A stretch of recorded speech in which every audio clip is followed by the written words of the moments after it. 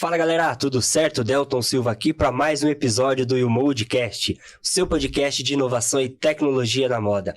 E hoje ao meu lado, sem me corrigir na abertura, Vanessa Rinaldi. Olha só, tá vendo? Tudo bom? Não, e assim, tudo ótimo, né? Na cadeira do chefe, então assim, Exatamente. na cadeira de João Risolé, uma responsabilidade, como sempre, muito grande, mas ter o Deltão aqui como parceiro, tudo fica mais fácil. Mais fácil. Então hoje a gente puxou o tapete do João. Tínhamos muitas demandas para entregar, muita cobrança, e a gente falou para ele, então vai lá e faz. É lógico, alguém tem que trabalhar nessa empresa, né, Delton? Porque assim, não tem como estar no podcast, entregar. Então deixa o João lá trabalhando e a gente vem aqui receber convidados, que é muito mais interessante. Muito mais interessante. E ele tá meio chateado com o time dele, tá meio cabisbaixo. Eu já vi que no outro episódio já foi estranho, porque ficou aquela coisa, eu acho que quando a gente acaba de perder, saiu o Cássio, aquela coisa toda, Exato. Tinha ficado, ele tava já, nem vamos falar disso, porque ninguém mandou ele escolher o time errado. Paciência, tem vagas aí pra ser palmeirense, São Paulino, flamenguista, enfim, né?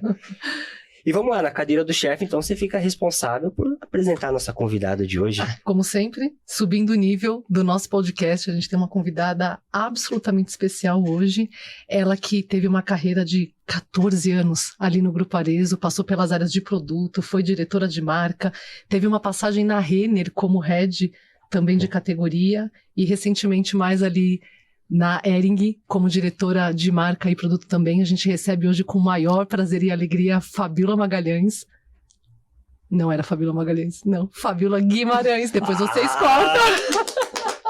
E o pior é que eu falei assim, na cadeira do João você vai ter que errar o nome da convidada. E eu treinei antes pra não errar. Ela falou, não vou errar, eu não sou João Risoléu. E eu errei bem, e eu treinei antes. O espírito dele aqui. Então, não tem jeito, ele fica aqui, ó. Tá incorporado na cadeira. Sentou aqui e erra o nome, não tem jeito. Não tem, cara, e eu treinei, falei, não vou errar, vou fazer uma abertura muito mais legal que a dele. Mas, Fabíola, assim, um prazer te receber aqui, muito legal contar com você nesse episódio, pra gente conhecer toda essa sua bagagem, sua experiência. Seja muito bem-vinda. Obrigada, gente. Adorei o convite. Um prazer estar aqui com vocês. Prazer é todo nosso. Conta pra gente um pouquinho quem é a Fabíola Magalhães. Um pouquinho da sua história, um pouquinho da sua experiência profissional para o pessoal te conhecer. Bom, sou Fabíola Guimarães, sou formada em administração.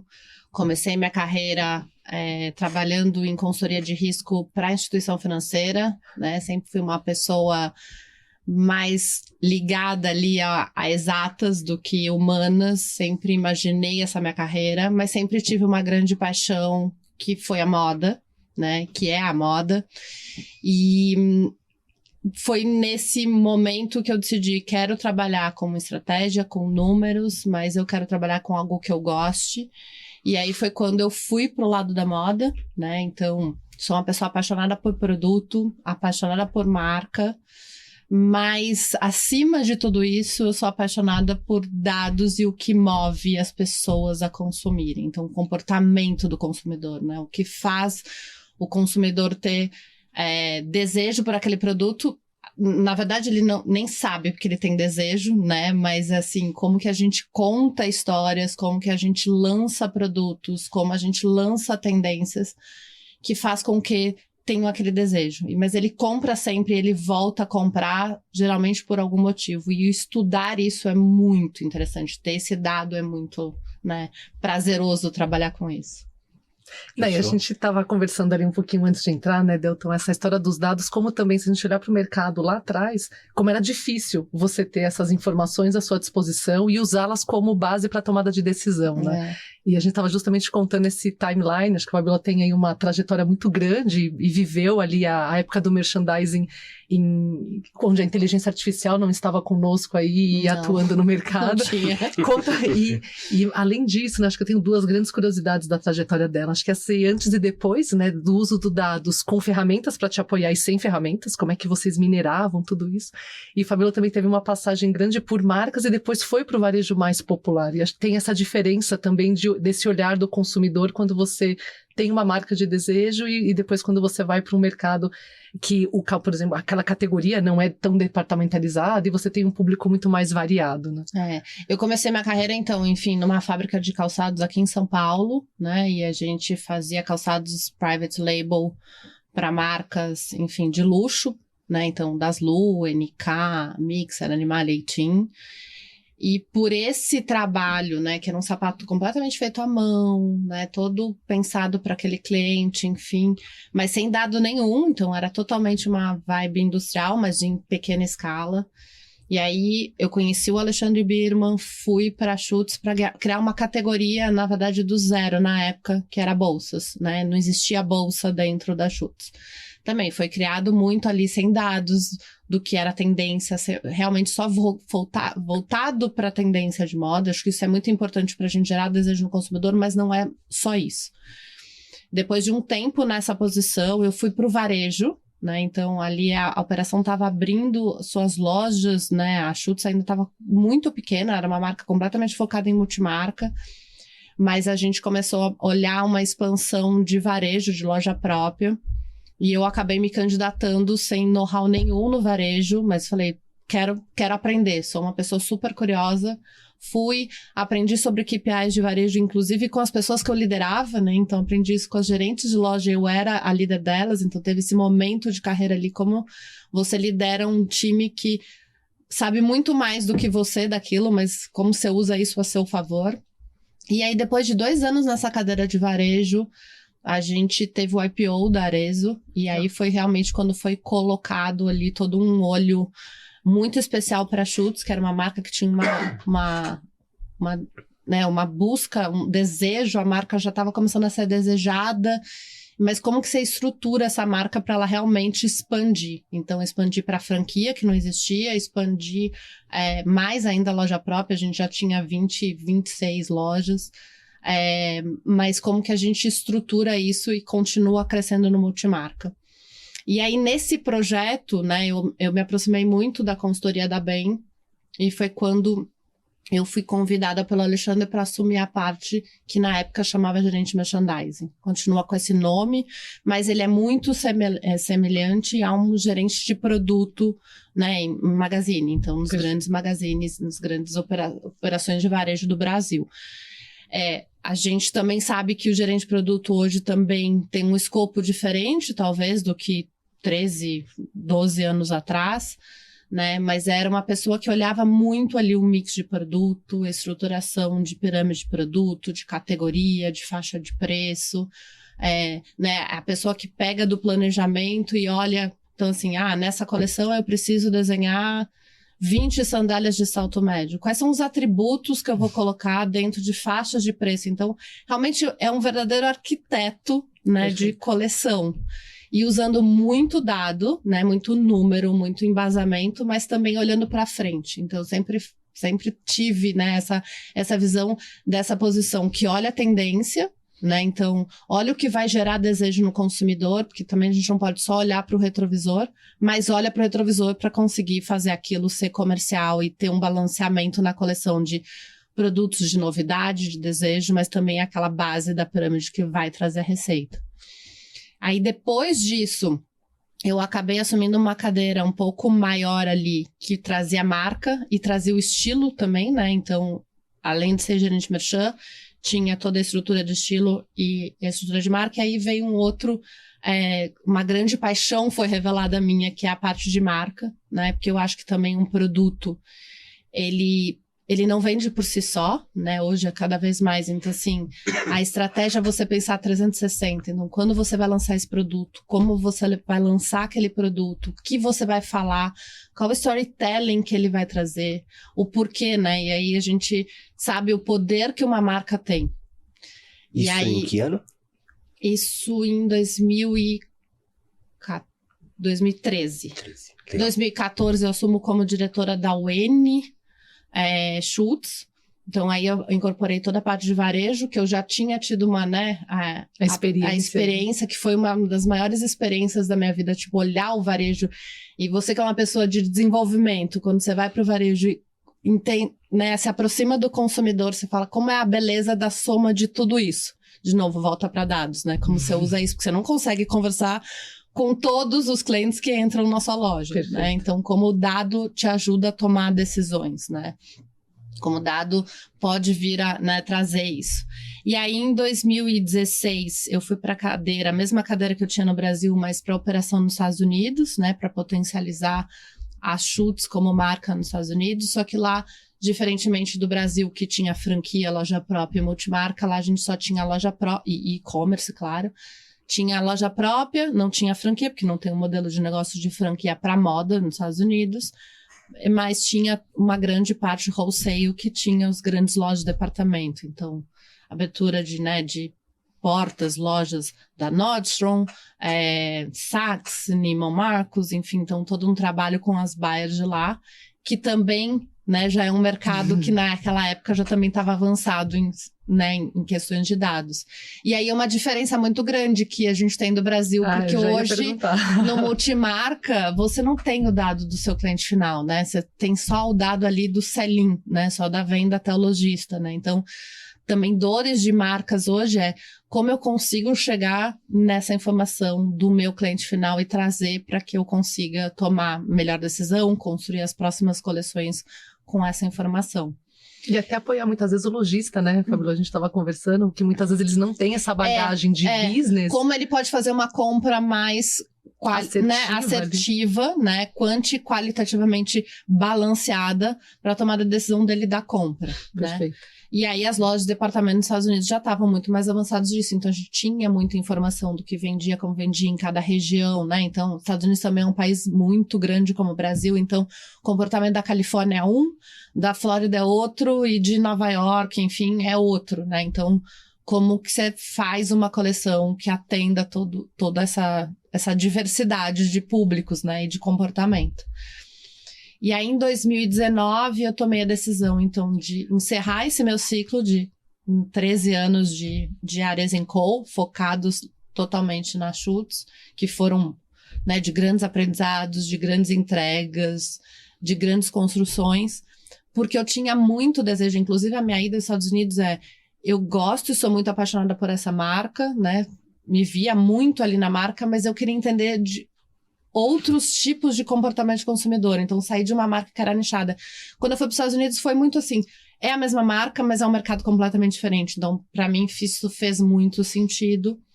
E só que, na época, foi me pedido para retornar para o Brasil para ajudar a voltar a estruturar a marca ali no Brasil, que estava, né, num período que não estava mais crescendo tanto como crescia, e eu me senti profissionalmente um pouco mais recuada, né, de não ter um desafio novo ali para lidar.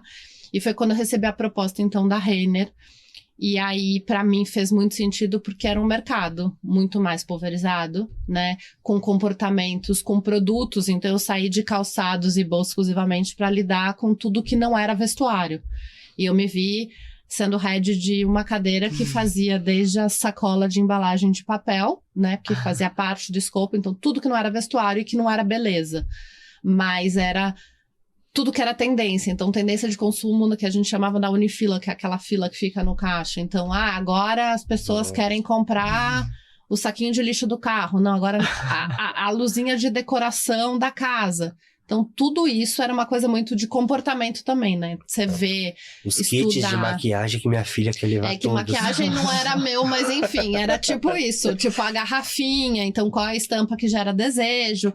Então, o que vende mais, qual tipo de garrafa. De novo, dados de volta ali para tomar decisão, mas também olhando muito o que era o novo, né? O que as lojas, né, de fora estavam fazendo, enfim, são similares.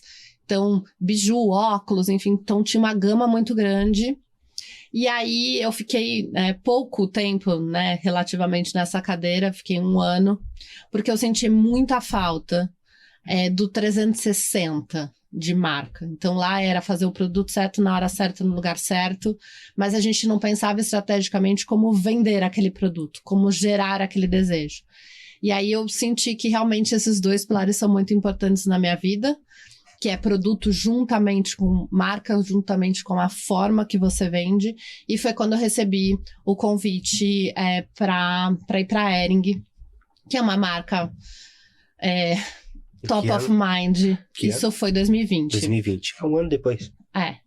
Foi exatamente. Eu fiquei um ano na Renner e aí eu fui para Hering. Eu dei o ok para Hering um pouquinho antes do lockdown da pandemia. Eu realmente comecei a empresa toda em lockdown. Foi um início ali desafiador, mas que para mim faz muito parte do como eu sou profissionalmente hoje, né?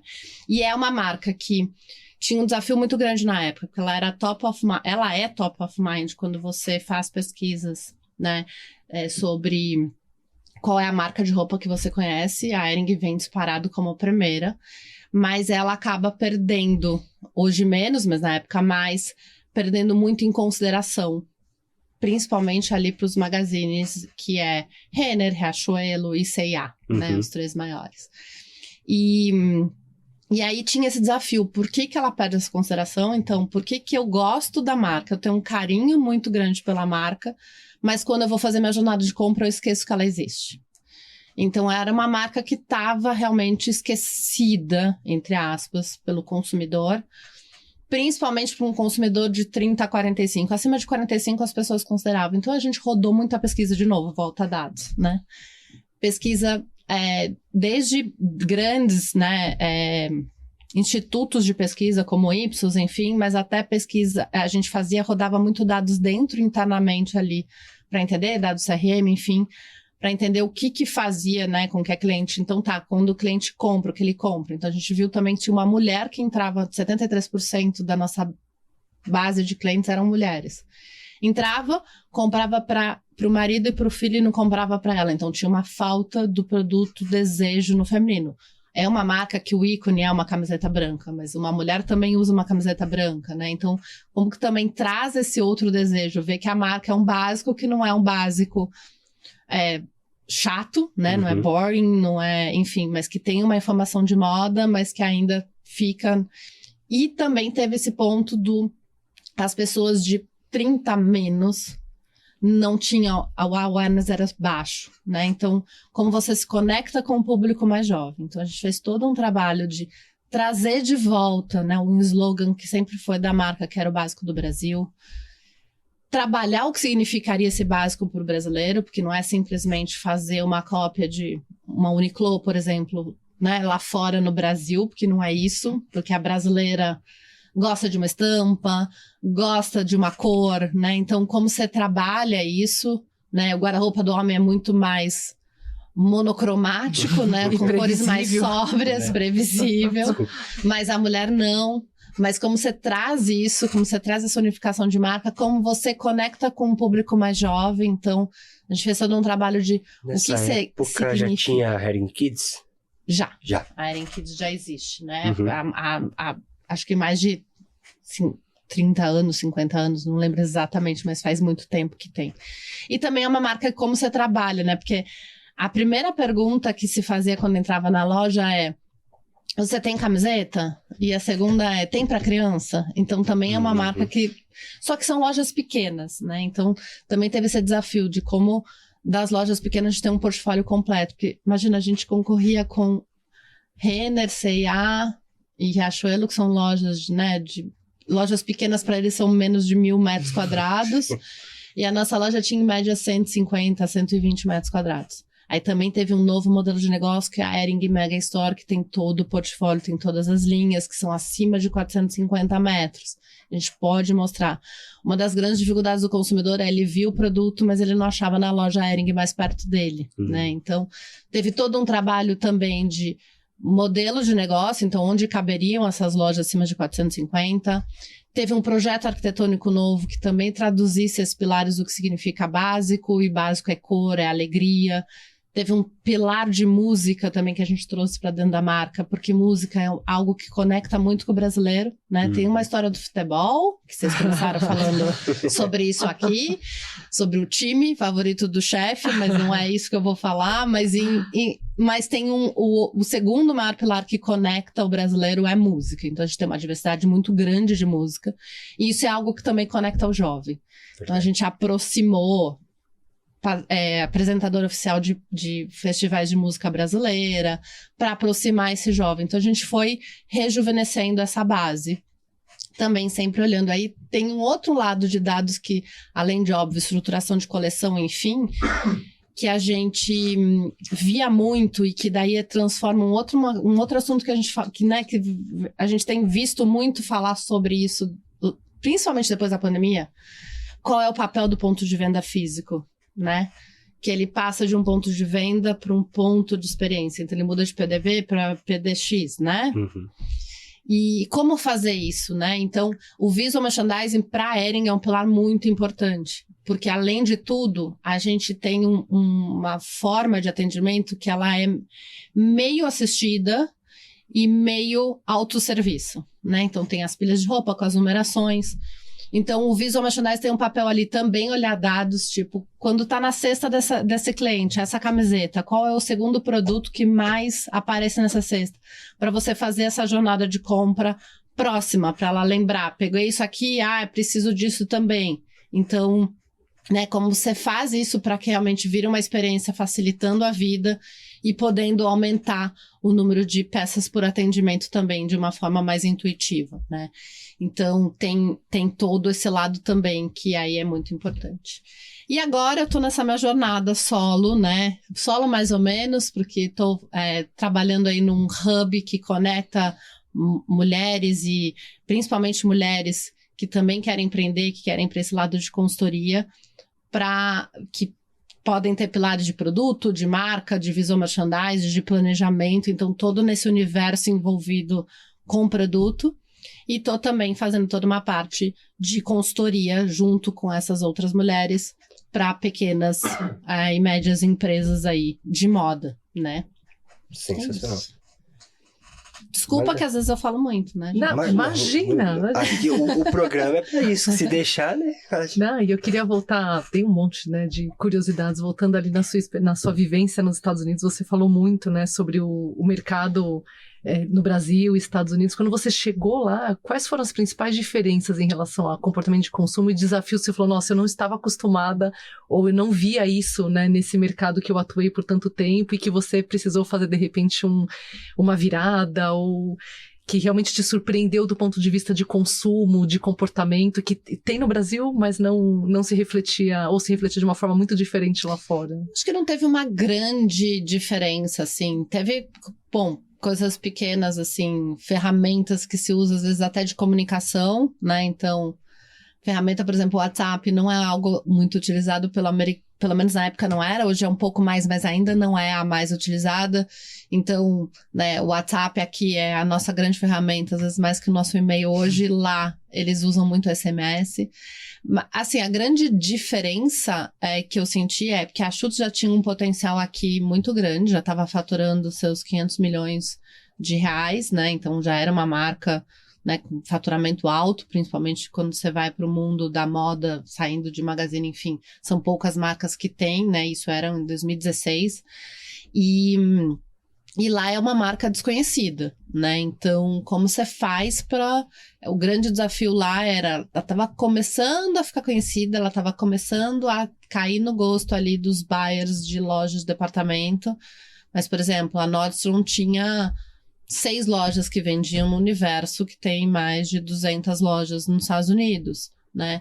Daí a gente passou, né, depois de 2 anos para 20 e poucas lojas, então... E ele sempre... O que é, assim, de diferença muito grande, acho que talvez não do consumidor... Óbvio, tem o perfil do consumidor, né? A mulher latina tem um gosto, a mulher, né, americana é outro, mas eu acho que tem muita diversidade entre...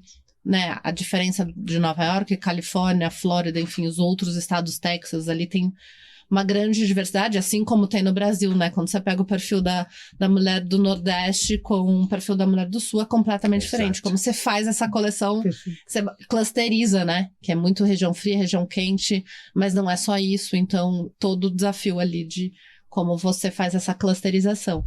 E aí, a grande diferença é que no mercado, né, de atacado, né, de wholesale nos Estados Unidos, você, como marca, recebe os dados do cliente final. Legal. E aqui no Brasil, o lojista ainda tem muita dificuldade, porque são pequenos lojistas, às vezes não tem, né, tanto um aporte para investir, né, em dados, e aí fica muito no que ele conhece do consumidor dele, o que ele acha que vende. Então, essa também acho que foi uma diferença ali para dados porque já tinha muito essa cultura Legal. de usar o dado para, né, trazer feedback para a coleção, para um showroom, para a gente poder também desenvolver um produto exclusivo, por exemplo, para uma Nordstrom, para uma Saks, que tenham a ver com as vendas e como está performando. E no Brasil já não tem muito isso, né? Se você é uma rede franqueada, você consegue chegar até, né, ter ferramentas que cheguem a informação até o cliente final, mas no multimarca eles não são tão estruturados e não tem tanto essa cultura de dado para produto. Às vezes eles têm muito de CRM, mas aqui o CRM não chega ali no cadastro, enfim, Perfeito. onde ele mora. Quantas vezes ele compra, mas às vezes não chega na cesta de produto do consumidor. Acho que essa é a grande diferença. Uma dúvida que eu tenho, falando de franqueado e multimarca. Vocês trazem um resumo estruturado dos dados e mostra para eles, olha só, que legal seria se você tivesse esses dados, vocês influenciam neste ponto ou não? A gente influencia, mas é bem esse ponto, né? É criar essa cultura. E cultura nos cria da noite pro dia. Exato. Então, o quanto ele acredita nessa ferramenta, né? Então, quanto essa ferramenta também, às vezes, traz os dados que são, né, concretos e que não tenha algum problema ali de informação, e quanto ele começa a confiar nesse dado, e aí você vai criando essa cultura. Acho que é uma evolução. Acho que todas as marcas que eu trabalhei, a Renner não tinha a parte do sell-in, então era só sell-out, então era mais fácil, né? Porque a gente que trabalhava com o dado, e aí é uma história do comercial também passar o feedback dele, porque o comercial também tinha essa informação de dado, mas é uma coisa de interna, né? De alinhamento ali. Quando envolve uma outra, né, um segundo pilar, que é o franqueado, que é o lojista, é como você faz ele olhar. Então, assim, a gente já chegou a ter casos tipo, vamos fazer grupo de controle. Então, esse grupo aqui segue toda a nossa recomendação de compra com base em todos os dados. Legal. Esse grupo aqui, não. Vamos comparar? E aí a gente já teve dados tipo, de grupo de controle que seguiu, que tinha semi-store sale de 2 dígitos e os outros tinham semi-store sale de 1 dígito baixo. Maravilhoso. Entendeu? Isso é muito E legal. mesmo assim, tinha uns que falavam, não quero, eu quero continuar fazendo como eu faço. Entendeu? Porque ele, Tem um argumento forte ele pra quer isso, né? acreditar, porque ele acha que tem muito uma cultura também, dependendo do seu tipo de franqueado, se ele é barriga no balcão ou não. Tem isso também. Né? O Bocaiúva falou muito disso. De confiar também no olhar para trás. Então, às vezes tem muito essa história. Quando você tá numa marca que ela tá... Não é um reposicionamento, mas é uma evolução, como a Hering, né? Que ela quer deixar alguns produtos... Não quer ser mais reconhecida por aquele tipo de produto. Até porque se você quer rejuvenescer a base, você tem que começar a olhar para um público mais jovem. Mas eu entendo. O net tem que ser positivo, você não pode perder. Então, como você faz isso aos poucos e vai migrando para um outro tipo de produto? Acho que agora, né, a Hering até já consegue fazer muito mais isso, mas lá em 2020 tinha muito mais dificuldade, porque já dependência de grandes produtos. E que às vezes a gente não queria, de novo, não é da noite pro dia tirar aquele produto, mas não queria ser tão dependente. A gente queria criar outros produtos que também fossem as vacas leiteiras, galinhas de ouro, como a gente queira chamar. E às vezes o franqueado é apegado. Não, mas a minha cliente vai na loja procurar esse produto. Sim, mas você nem ofereceu o outro para ver se ela vai gostar. Ou se o outro vai trazer um outro tipo de cliente para sua loja, entendeu? Então, às vezes é uma coisa de apego. Não necessariamente, não é racional, é uma coisa da emoção. E é muito curioso essa coisa da percepção de quem está na loja. A gente falava muito isso na Pernambucanas, enfim, nos magazines. Quando você ia visitar a loja e conversava com o time de loja, falava, poxa, o que né, o cliente, tem alguma coisa que o cliente procura? A gente percebia que a resposta que vinha, ela que era do cliente que tinha passado no dia anterior, né? Por isso que eu falei que porque no comercial tem essa coisa, porque sempre tem, né? Sempre tem uma... qual é o feedback? Aí eu lembro só do feedback de ontem, mas aí eu faço aquilo ser o todo, exato, né? Exato. Não, ele quer o lençol 120 fios. Foi um cliente no dia anterior que ficou conversando com ela uma hora e pediu o lençol. E ele perdeu essa venda e aí ele fica com aquilo e aquilo vira a realidade dele. O Sandro fala muito disso de você pega uma foto e transforma aquilo na realidade, até para se basear numa coleção nova, né? É muito isso, muito. E aí tem o talento de você ouvir a loja, que é super importante, porque eles estão realmente ali com o cliente todo dia, mas de você fazer esse distanciamento e separar, junto com aliar o quali da loja com o quanti dos dados, falar, poxa, isso aqui não é tão verdade. Olha, eu já cheguei a mandar esse produto para você, ele não girou, ou não teve uma boa performance, para tirar um pouco desse viés emocional, que é loja por emoção, né? Não tem jeito, você tá ali no dia a dia, é a pressão da venda, não tem como. E muito mais do que ferramenta. Vamos falar de software ou das soluções da YouMold para ajudar isso. Eu acho que tem um passinho antes que é processo e mentalidade. Cara, sabe que eu ia falar, eu ia perguntar justamente por ela ter passado por uma empresa que para nós do mercado sempre é tida muito como referência em consistência de processos, né? Temos colegas que trabalham com a gente na YouMold que passaram pela Renner, e Fabiola passou ali pelo Grupo Arezzo, depois teve na Hering, que estava dentro do Grupo Soma, um dos maiores grupos de moda, e agora estão juntos de novo, e ela passou pela Renner, que é uma referência de processos. Como você enxerga essas três empresas e essa coisa dos processos nelas? De fato, ali você percebia que tinha um processo muito enraizado e que as pessoas seguiam e que as outras tinham os seus, mas não tão como um ativo? Como é que era a sua percepção? Total. Bom, a Arezzo foram 13 anos, né? Então, a Arezzo que eu entrei não foi bem diferente da Arezzo que eu saí, abriu capital, enfim. Quando eu falo que eu fui, né, tive esse prazer de receber esse presente do Alexandre quando eu virei gerente de merchan, porque foi criar processo do zero, né? Então, a Ben trouxe uma estruturação ali, tem que fazer a coleção, ela tem que ser uma pirâmide assim, né, estruturada dessa forma, e aí você chega com aquele trabalho e fala, e agora? Como que eu faço isso? Porque não é só ferramenta, né? Como que você vai fazer? Como você vai criar processo? Como agora você vai entrar com uma área que faz o link, porque a área de merchan, ela faz o link entre o franqueado, o estilo, entre o multimarca e o estilo, né? E loja, enfim, o comercial da loja própria. Você tem uma área no meio agora que vai direcionar. P&D, né? Então, como você trabalha no custo do produto, que, né, tem todo esse envolvimento. Então, realmente é criar esse processo e desse processo virar cultura. Então, né, ter esse racional. Acho que hoje a Arezzo já tem, né? Isso que eu estou contando para vocês foi lá em 2011, que não existia o processo. E aí eu saí com uma Arezzo muito mais evoluída, que já tinha processo, já tinha toda uma área de planejamento, né? Já tinha um diretor de planejamento para todas as marcas, tinha a área de merchan dentro de cada UN ali das marcas. E aí você vai para uma Renner, que ali é um processo. E assim, eu brinco que a Renner é um Titanic, né? Orquestrado. Não é que o Titanic vai bater no iceberg, não é nada disso. Mas é uma coisa que funciona brilhantemente, né? Orquestrada. E às vezes você quer até trazer um processo novo. Pra tipo... Não dá pra virar, porque... E tem uma outra coisa também, porque nenhum magazine é reconhecido no calçado, né? E tinha essa dor na Renner. Quando eu fui pra Renner, tinha muito essa história. A gente quer ser reconhecida, além do vestuário, também como um magazine reconhecido no acessório, né? E acabou sendo. Óbvio que mais no calçado, porque era o maior negócio ali do todo, da receita toda a parte que não era vestuário e não era beleza, mas como você faz para reconhecer? E aí tem processos no calçado que são diferentes do vestuário, né?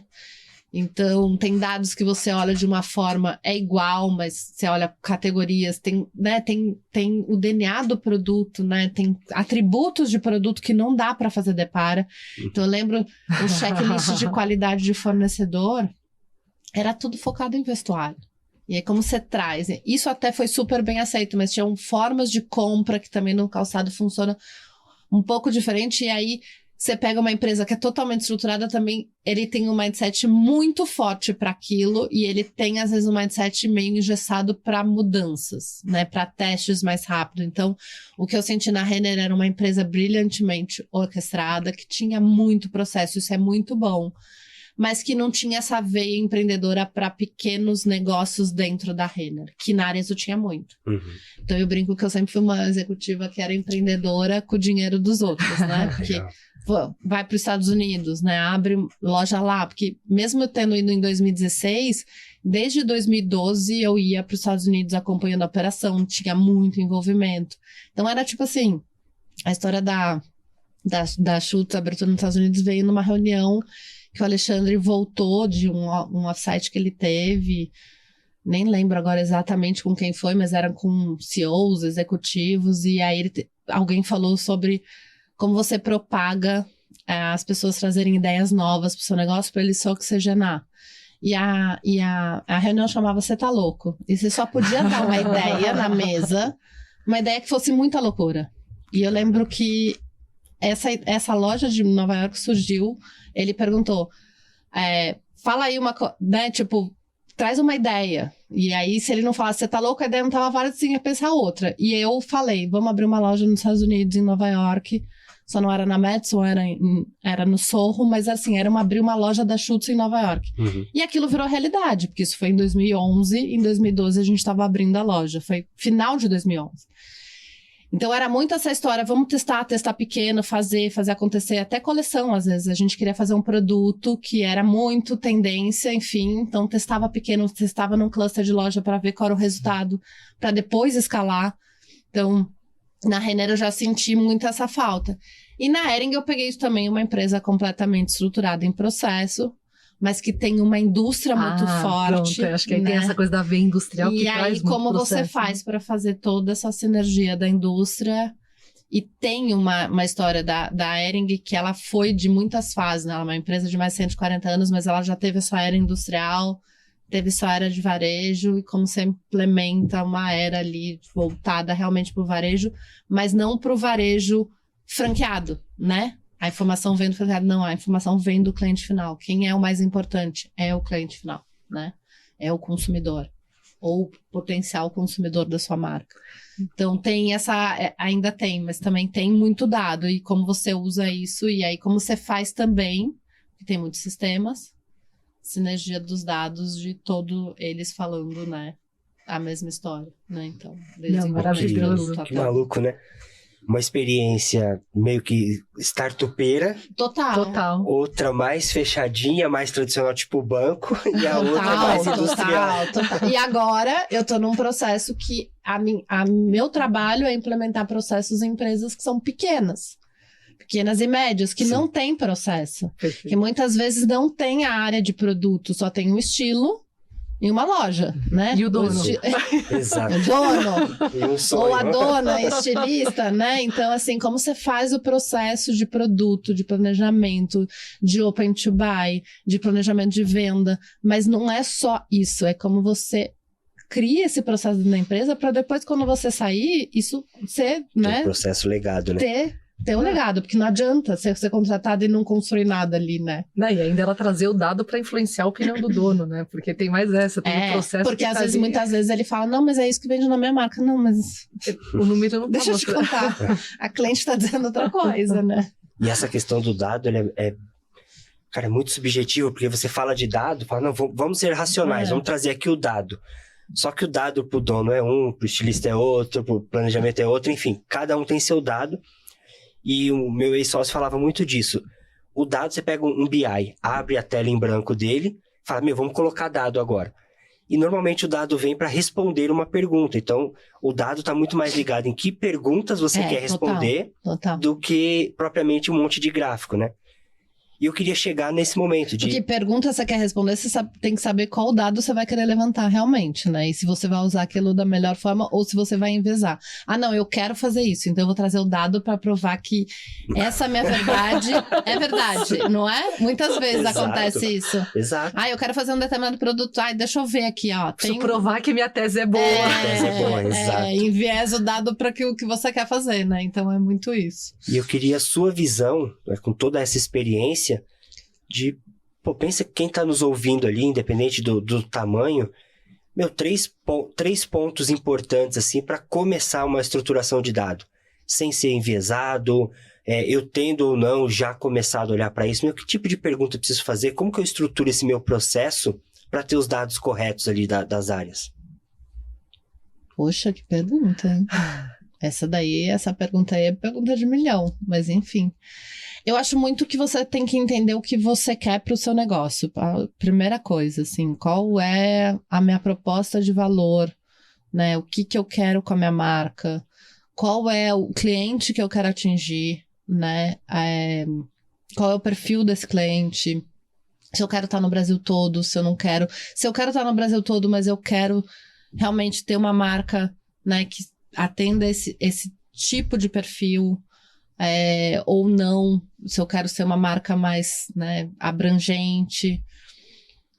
Qual é o tipo, qual a categoria, qual faixa de preço, porque daí entendendo o seu cliente você vai entender também, né? E aí sim estruturar para ter todas essas informações. Eu acho que não sei se eu respondi exatamente a sua pergunta. Eu sei que ela é bem ela é ampla, difícil. é bem difícil, lógico. Até porque eu nem coloquei um contexto certo, um tamanho certo. Mas eu acho que é muito. Eu sempre falo, né, que você tem que ter uma proposta de valor onde ela tem uma intersecção entre todos os pontos ali da estratégia do seu negócio, do seu produto, do seu marketing, né, marca, mas sempre com o seu cliente no centro ali, fazendo com que essa proposta de valor faça sentido. Então, eu acho que os dados precisam conectar e, enfim, o processo precisa conectar todo esse anagrama, assim, de intersecção, porque não pode estar nem sempre mais pendente para um lado de marca, nem produto, enfim, eu acho que tem que ter essa sinergia do negócio mesmo, da proposta de valor do seu negócio. E muitas vezes acho que nessa jornada de encontrar a proposta de valor desse negócio, e vamos imaginar que a gente define uma super estratégia, talvez você tenha que ler dados para entender sua proposta de valor, porque às vezes você nem tem a proposta de valor, né? Porque é muito do viés empreendedor, quero fazer, né? Então vou fazendo ali no feeling, porque empreendedor tem muito isso, tem um feeling. E nessa de ir pelo feeling, tudo bem, e na primeira vez dessa forma, pode ser que ele lance uma estratégia e o resultado e a resposta atinge um outro público, e ele tenha que redirecionar a estratégia de produto dele de marca e falar, cara, eu atirei pra lá, mas no final eu acertei um público que eu nem imaginava, e esse público tá me dando uma resposta maior do que eu pensava. Mas aí que eu acho que você usa o dado pra ir corrigindo, né? E entendendo que é isso que eu falei, às vezes a pessoa que é dona da marca acha que ela tá atingindo o cliente tá querendo uma coisa, mas na verdade quer outra, então... E aí muitas vezes e aí aquela coisa, você topa, isso que você quer, porque talvez você vá me enganar, mas é isso, porque daí você também não pode enviesar os dados pra daí provar, não, mas ainda tem isso aqui, tá, mas isso é 10%, 90% tá aqui, né? E muitas vezes você fala, não, eu tenho que abrir mão do meu desejo, que eu gostaria de ter esse tipo de produto e uma marca dessa forma, sendo que no final eu tenho um enorme cesta de clientes que tá indo pro outro lado, né? Aquela coisa de tudo bem, eu tinha essa impressão, mas vou seguir agora pra onde o mercado tá me levando, quase assim, né? E a Fabíola trouxe uma palavra várias vezes ali na fala dela, de cultura, né? Quando a gente fala de processos, ela falou, tem muita história da cultura da empresa. Quando vai num processo de uma Hering, né? Eu já chutei umas 3 vezes aqui, né? Tá esticando a perna. Mas a minha perna também é grande, é por isso que a gente fica se chutando. Eu também posso estar te chutando. Aí quando a gente vai pra Hering, tem uma cultura de processos com um viés mais industrial, né? Então, como essa coisa das pessoas, né, Fabíola, no final, ela é tudo, eu nem digo que o viés da Hering, ele nesse momento estava mais industrial, né, nos últimos 4 anos, mas ele leva em consideração, porque a indústria é parte do negócio, exato, né? E de novo, é uma mudança, foi industrial, foi para o varejo, mas com viés ali de sell-in, como vai para o sell-out, eu acho que as lideranças diziam muito isso, né? O Thiago, que é o CEO hoje e que, né, já era o CEO não era o CEO quando eu entrei, mas ele era o diretor de operações, trazia muito isso, porque ele tinha uma vivência muito de franqueado, de cultura de varejo. Então, como vai mudando isso, perfeito. E aí a história do legado que cada um na sua gestão foi deixando, né? Nessa cultura de... Por isso que eu falo, sou uma embaixadora de cultura de marca e produto. Mas não necessariamente o produto no estilo, mas o produto que, né, gera desejo e que faz o consumidor ser atraído por aquela marca.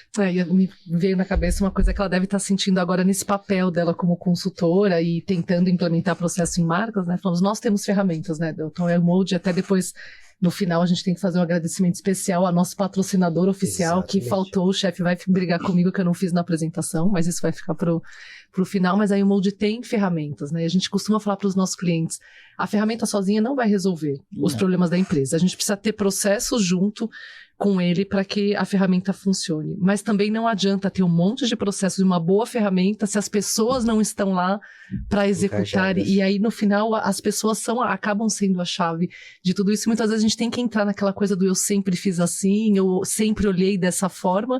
E talvez você vai olhar o mesmo dado de uma forma diferente, num viés diferente, né? Como é que você tem sentido essa coisa de tratar com as pessoas e os times como consultor e não mais como head de áreas, né? Nesse processo de transformação, principalmente dessas marcas menores que estão te recebendo agora, trazendo você para desenhar a estratégia deles, né? De redesenho de processos e tudo. Eu acho que é diverso, tá? Tem gente que desde que, tipo, confia e por causa do meu background fala, não, a gente tem que olhar dessa forma, mas tem muito do desalinhamento. Tipo, eu sempre fiz dessa forma, enfim. Mas é isso, como você alinha esses 3 pilares, né? Você alinha pessoas, você alinha os processos e você alinha as ferramentas, né? Acho que É isso. É a maestria de isso tá Afinado, né? Alinhado e afinado. Porque né? muitas vezes Total. pode existir uma certa resistência, né? De falar, poxa, mas a ferramenta não funciona, não é a ferramenta Não, que tá por errada, isso é que o eu falei, processo. quando você perguntou sobre francada, eu falei, às vezes a ferramenta nele não funcionou para ele, deu algum dado que ele falou, não, mas isso aqui não pegou essa venda aqui, então isso tudo tem que estar assim, ó, tinindo, como uma orquestra mesmo, afinadinho, porque qualquer coisa ele vai usar aquilo de desculpa e falar, essa não funciona pra mim. mais. E aí a ferramenta fala, não funciona, não, mas é o processo, você não está executando no processo que ela foi desenhada. Ou às vezes o processo está certo, mas a pessoa gostaria que ele fosse diferente, né? Mas eu acho que é esse trabalho de você ir trabalhando, trazendo informação e ganhando credibilidade, confiabilidade das pessoas que estão envolvidas no processo. E aí você vai ganhando elas, né? Você vai provando que aquilo faz sentido. Vai aumentando venda, vai melhorando margem, né? E vai aí reduzindo trabalhos operacionais ali, repetitivos. E aí né? é isso. E aí isso faz com que o dono brilhe o olho, o time compre, né? Perfeito. Você já ganha de eficiência, você já ganha, enfim. E que em alguns momentos pode dar uma fricção inicial, né? Por ser um processo novo, né? Tudo que é novo, a mudança sempre, ela tá... Toda vez, até você mesmo falou, poxa, eu fui para uma experiência nova nos Estados Unidos, eu fui, na verdade, assumir o time de operações, porque eu sou uma aprendiz nata e quis ter essa experiência, mas nem todo mundo tem a coragem de abrir o peito e encarar um negócio completamente diferente do seu background, né? E isso acontece com as pessoas também, quando na adoção de ferramentas novas, a gente fala até no celular, né? E tem muita gente que pensa também que aquela ferramenta vai tirar o trabalho dela, né? Perfeito, também tem isso. Se eu tiver a ferramenta, como que eu vou fazer? Eu não vou trabalhar, eu vou ser demitida, não tem essa, Fora que a ferramenta às vezes escancara alguma coisa que você estava fazendo que não deveria estar fazendo. Também, uns planejamentos de volume completamente errados, né? E aí escancara, fala, nossa, isso aqui você fez errado. Então, mascara um pouco, mas né? é que ele fez errado porque ele não tinha informação também, né? Não dá pra apontar, mas é que... Boa defesa. E a Vanessa fala disso porque ela é uma das responsáveis por implementação e passa muito por isso, né? Dos times serem resistentes E é normal, né? A gente fala, eu dou sempre o exemplo nos treinamentos, quando você tem um celular. Eu tenho a marca, o meu é sempre Android, né? Alguém usa Apple... Vamos trocar, usa você, eu o Apple e você o Android. Você não consegue mexer com a mesma velocidade. Você não consegue. A Vanessa também não sabe mexer em Mac. Toda reunião é incrível. O João fez de propósito. Só, Vanessa, apresenta aqui no Mac. Não, aliás, João, assim, esse negócio de... Eu nunca mais vou sentar do seu lado, você com o seu computador, nunca. Sempre tem que ser o meu. Mas o João também no Mixup, que é a nossa reunião mensal, sempre ali na hora de projetar a tela, eu preciso dar uma força para ele de vez em quando, porque ele dá uma engasgada, não é sempre que ele acerta. Exato, ele fala do Sandro, mas ele é meio leiguinho também, né? Não, mas essa coisa da não digo resistência, mas é natural do ser humano, né? Então a gente percebe que essa coisa do novo sempre assusta. Algumas pessoas são mais propensas a aceitar a mudança e achar aquilo muito sedutor e desafiador. Outros realmente geram ali um medo, uma ansiedade natural. Aliás, agora está lançando um filme muito legal para as crianças, para quem tem filhos, Divertidamente 2, conta muito sobre emoções, e é isso, né? A gente, no final das contas, seja na loja, no ponto de venda, seja com os nossos times, a gente está lidando com pessoas, né? E essas emoções estão permeando ali todos os processos, e não adianta. A IA não vai tirar a emoção de quem está ali operando ela do lado. Não, vai ajudar, mas não vai tirar. Ela é mais inteligente que a gente, né? Porque ela não tem emoção, né? Ela é fria. Mas também vem aquele lance, você tem que saber fazer a pergunta certa total. para poder ajudar. Total, óbvio. Total. E talvez se você fizer a pergunta errada também, vem umas coisas que, né? Enfim. Fora de contexto. Mas é que ela não tem emoção. Então, às vezes a emoção dá uma atrapalhadinha na gente, né? E acho que uma das coisas que a IA, né, os Geminis da vida, os chats de GPT vão ensinar muito qualquer pessoa, seja nas áreas de planejamento, é saber fazer as perguntas certas, né? Porque muitas vezes a gente se perde em reuniões porque nem a gente sabe o que a gente está buscando. Não, né? E é saber usar todas essas ferramentas, a IA, os dados, enfim, tudo que a gente tiver a favor de que a gente vai poder ter mais tempo para fazer. E eu não acho que é mais tempo para não trabalhar, não é isso, tá? Então realmente vou usar isso porque eu vou trabalhar menos. Não. Mas focar no que a gente pode agregar mais, né? Então, qualitativamente, como que eu posso agregar qualitativamente para um dado que tá ali, tá me provando. Então, pensar quando eu vou em produto, quais são os atributos, então, que precisa ter isso, né?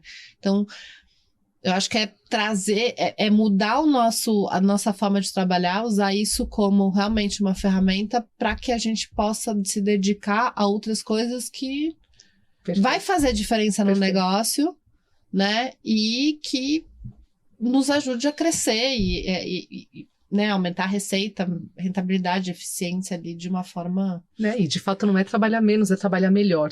Né? Isso aí. Quando a Fabiola não tava a palavra, mas é isso aí, é o trabalhar melhor. E a Fabiola falou várias vezes de atributo, é muito sedutor pra gente, né? Deu essa coisa do atributo, porque de fato essa é a jornada, uma parte da jornada que a YouMold quer propor para os seus clientes, né? Deixar de olhar só o número frio e trazer esse número traduzido por atributos de produto. Eu acho que hoje tem essa evolução, né? Também com a IA. Dá para trazer atributo através de uma IA, se você fizer a pergunta certa. Exato.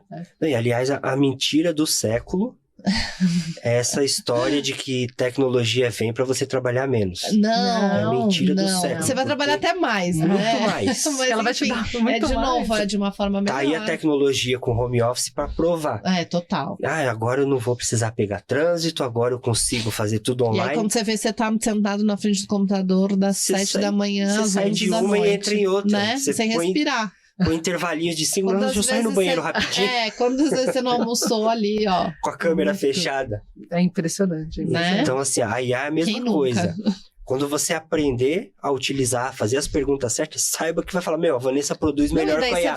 Pega tudo e dá pra ela. E aí você fica viciado, né? Viciado? E você fala, cara, como que eu faço pra ela me ajudar mais ainda, não é isso? E ela vai te trazer respostas que você não tinha. E a gente costuma dizer isso também pros nossos clientes, né? Eles falam, as ferramentas, os processos... todas as ferramentas e tecnologia que a YouMold fornece, ela sempre vai acender uma luz no quarto escuro, a gente diz. Porque você antes nem enxergava, né? Às vezes os clientes ficam ali, não, porque eu tenho um problema, eu tenho uma dor, tal.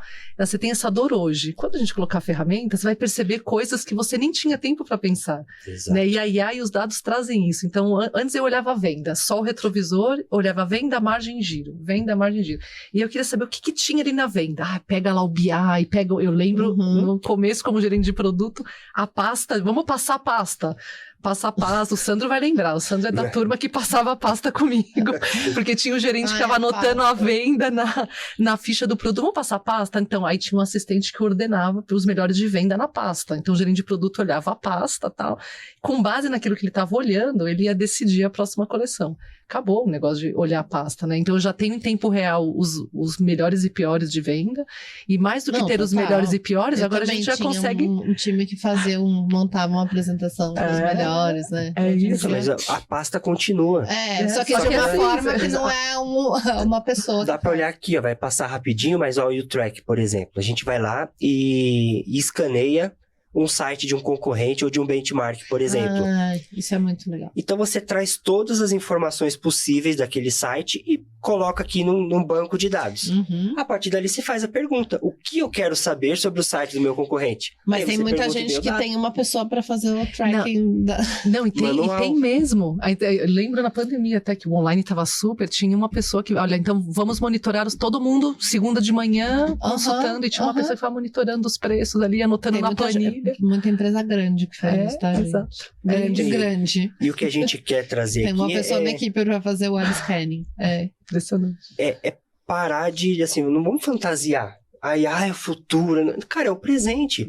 Pega um bando de dados lá, coloca aqui, e aí vem aquilo que a gente está conversando desde o início do episódio. O que eu quero saber? Qual informação eu quero tirar disso? E a gente faz a pergunta e começa. Eu queria voltar num ponto, lá do início, quando Só você se você falou... não for fazer pergunta cabeluda. Igual Eu vou fazer já não tenho cabelo, minhas perguntas têm que ser cabeludas. Vai lá. Você falou no começo que uma das suas paixões era entender o comportamento daquele cliente e o porquê que ele voltava a comprar e entender isso. Como que você... Não vou nem perguntar como que fazia lá antigamente, né? Mas hoje, como que a gente pode monitorar esse cliente, analisar esse comportamento dele, entender o que ele compra ou até recomendar o que ele pode comprar que ele não está enxergando? Via ferramentas, né? Mas assim, com BI de CRM, enfim. Então, a gente acompanhava e acompanha, né?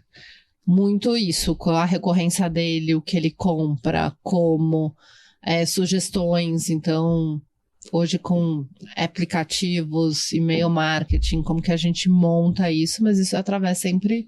Ferramenta. Então, eu tenho que traquear de alguma forma, eu preciso traquear esse cliente presencialmente online. Total. E é isso, né? Como você consegue ser omnicanal, né? Então, você também ter, dependendo do tipo do seu negócio, você ter aquela vendedora que vai ali, às vezes manualmente te mandar um WhatsApp de falar, cara, chegou um produto com a sua cara, né? Uma carteira de clientes ali, ter um bom atendimento, porque daí, às vezes, uma marca de luxo mais high precisa, né? Ou um cliente mais velho gosta desse tipo de atendimento, não gosta de receber só um e-mail marketing. Ou a gente até estava falando que e-mail, né, entre a gente aqui, eu não vejo e-mail, ela também não vê, então talvez e-mail não é a forma mais funcional, mas você também tem, né, robôs ali que podem mandar WhatsApp. Então, você tem que entender como que esse cliente gosta de receber essa comunicação, né? Seja chegando na loja, seja um convite para ir para a loja, seja um convite por WhatsApp, seja um e-mail marketing, seja um SMS. A questão é que também as pessoas às vezes ficam muito cheias de muitas coisas. Então, você também precisa cuidar de como você vai usar essa ferramenta a seu favor e não contra, né? Porque a quantidade de e-mail marketing que recebe hoje das marcas, eu já saio de deletando SMS, tudo. Eu deleto. de vendedora, né? Que manda no catálogo, enfim. Então, você entender, né? Como usar essa ferramenta a seu favor para você potencializar a sua receita, mas é através de ferramentas. Nossa, e aqui a gente tem um desafio incrível, e eu vou lembrar de uma conversa que eu estava tendo com o chefe lá no escritório, porque agora a gente está de escritório novo, Exatamente. Tá bonito, tudo.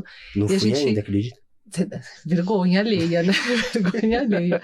E a gente justamente estava falando dos desafios nesse cenário todo com essa história da segurança de informação, e como é que a gente não deixa, não seja tão, o cliente não se sente invadido, né? E a gente estava viajando, que a gente adora, né? Vamos lá no futuro, o que a gente gostaria? Falou, putz, Van, imagina se, por exemplo, o cliente está na loja e eu já mando no WhatsApp dele alguma coisa que eu tô olhando que tá no estoque da loja e que seria uma boa recomendação para ele. Eu falei, putz, acho que é um negócio bem invasivo, né? De repente, direto no WhatsApp. Mas você sabe dele. Que tem cliente que gosta? Olha só, tá vendo? Mas aí eu fiquei imaginando, por exemplo, marcas de luxo. Por exemplo, eu tenho sempre um carrinho num app aí de uma marca conhecida. Fala pra gente. Conta. Não, por exemplo, Começa você sempre... com S e... Com Z, né? Termina com A. Às vezes a gente fica brincando de montar carrinho. Eu monto um monte de carrinho, tá? Enfim. Mas às vezes não há... E outro dia eu entrei numa loja e aí apareceu assim um pop-up do aplicativo. Ó, esses itens que estão no seu carrinho... Estão na loja. É muito legal. Isso é legal.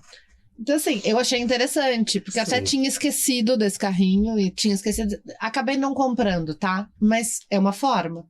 Mas talvez tenha gente que se sinta invadidas. Mas se você foi até o aplicativo da marca, colocou ali Por E que acho não, que é um caminho, entendeu? e é um caminho super bacana, porque você fez o link com o carrinho. Então é como se eu não tô coletando outros dados. Ou se seu, você né? salvou para mais tarde, porque tem uma coisa também que você favorita o produto. Então, o produto você favoritou ali no aplicativo. Então, se você tiver uma forma de fazer isso, eu acho, se pensar no futuro, eu acho muito isso, né? Uma coisa que você. Porque é isso que a gente já vê, né? Se fazer uma pesquisa no Google, aí você começa a receber uns 20 patrocinadores. Isso também cansa, né? Sim. Mas acho que quando é algo mais direcionado, e aí, de novo, qual ferramenta vai ser usada para conseguir fazer isso? Porque eu acho isso muito menos invasivo do que eu ficar começar a receber um monte de patrocinado. Perfeito. Né, da Zara no... É que tudo precisa porque ter eu entrei no... vincular um canal com o cliente. Você tinha o aplicativo, então o aplicativo tem... Se eu não tiver o aplicativo, qual é a outra forma que eu vou... Exato, porque o aplicativo consegue determinar a sua localização. Já o WhatsApp, eu consigo saber se você está online ou não. Então, quando você conecta a API, eu sei que você está online, então eu consigo monitorar. Aí vem toda a questão do dado, né? Eu posso ver quantas vezes a Vanessa ficou online no dia e quais são os horários de maior recorrência. Então, eu escolho o horário que eu vou mandar um push para a Vanessa. Então, tudo isso dá para trabalhar. Ainda a gente ficou pensando até na história do atendimento para tirar a impessoalidade, né? Dessa coisa de só ter essa coisa de dados, né?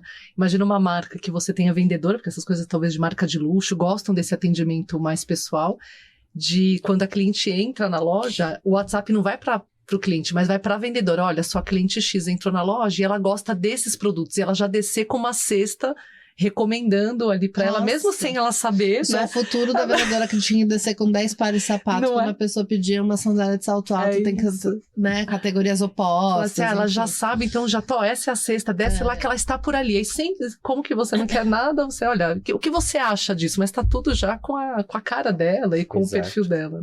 Aí vem outras coisas, né? Se você puder, né? Enquanto eu vou buscar os 10 pares de sapato, deixa um tablet para ela ir visitando o que tem na loja, e aí com base nas páginas que ela visitou, você já sabe o que ela gosta, o que não gosta, enfim.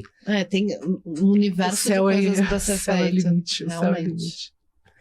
E pegando um gancho também para um quadro nosso que a gente tem, que você falou de Divertidamente, eu fiquei com isso na cabeça, já vão pensando as duas. Lá vem. Não. A gente tem a biblioteca do YouMoldcast. O que é a biblioteca? Você vai recomendar um livro, um filme, uma série, qualquer coisa, um podcast que você goste ou que te ensinou alguma coisa ou que te inspira para a audiência, para eles poderem ouvir, lerem e tal. Eu vou te dar um tempinho, vou passar a bola para Vanessa. Ele sempre joga para mim, então eu passo a bola pro Delton, porque Então a Vanessa vai responder primeiro enquanto você vai pensando o que você vai recomendar pro pessoal, seja filme, série, livro, qualquer coisa, tá? E não precisa ser sobre moda, não. Não, mas o podcast sempre. O nosso podcast da YouMold está aqui para levar para você conhecimento, informação e, mais do que nunca, experiência como essa da Fabiola, né, gigante. Então, aqui você tem uma diversidade de profissionais que passaram e fizeram a história do varejo e continuam fazendo. Então, não tem como não recomendar um podcast se não for aqui o YouMoldcast. Livro, cara, sabe que eu li um recente que eu li 2, na verdade. Uma recomendação do Sandro, olha só. Sandro Costa recomendando livros e eu gostei. Mas eu li um outro que me deixou assim, muito feliz, gostei de ler, que foi a Psicologia Financeira. Muito interessante o livro, ele traz ali alguns insights que faz você fazer uma reflexão que não é técnica e não mais, que é muito em relação a hábito, né? Hábito, a comportamento. Então a gente falou muito de comportamento de consumo aqui, eu deixo a recomendação do Psicologia Financeira, que ele fala muito sobre os comportamentos que as pessoas têm em relação ao dinheiro e suas finanças. Super interessante para quem gosta de comportamento do consumidor também, ele é bacana. Um filme, vamos todo mundo assistir divertidamente. Mas calma aí, você tá... Não, é um só. É um só. É que a Vanessa... Você falou um podcast. Ela botou a barra aqui, aí eu vou ter que indicar também tudo isso? É um só. É que a Vanessa já tá querendo ir para outro nível. Vai guardando, entendeu? Então pronto. E é legal que assim, eu venho fazendo isso com os convidados, aí pra dar um tempinho do convidado pensar, eu pergunto pro João. Aí chegou um dia que ele falou, não tenho mais nada pra recomendar, não. Mas deixa aí o Divertidamente pra todo mundo, pra gente aprender a lidar com as... Não assisti, já tô com o ingresso comprado, eu vou assistir. Que o Divertidamente 1 foi incrível. Qual é a emoção nova que eu não tô sabendo, mas então, tem ansiedade. Meu filho vai me contando, mãe, verdade. A gente vai assistir. Eu falei, vamos. Ele falou, você sabe quais são as novas? Na verdade, ele quer mais ir no McDonald's depois comprar as lembranças, porque eu achei bem bonitinho as lembranças, mas é a ansiedade, tem a fúria. A fúria já tinha. Não, mas era Não, raiva. era raiva, não Nossa. tinha fúria. Agora tem fúria e raiva, aí ferrou. Então tem ansiedade, a fúria e alegria já tinha. Não lembro qual é o nome, mas tem mais uma nova. Eu vi alguns posts por cima com algumas críticas. Eu falei, eu vou assistir primeiro antes de eu recomendar. Ela já tá recomendando. Já recomendei, eu adoro. Ela já tá lá, pronta pra ir. Bom, eu vou...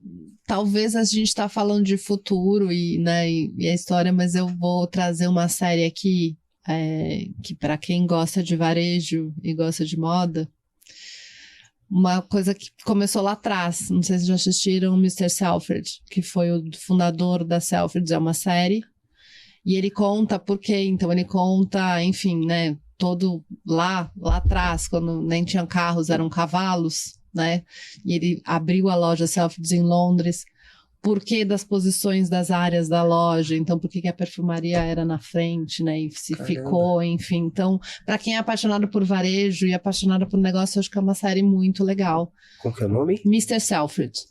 Isso eu vou pôr na minha lista. Tem maravilhoso. Mas tá vendo por que eu pergunto?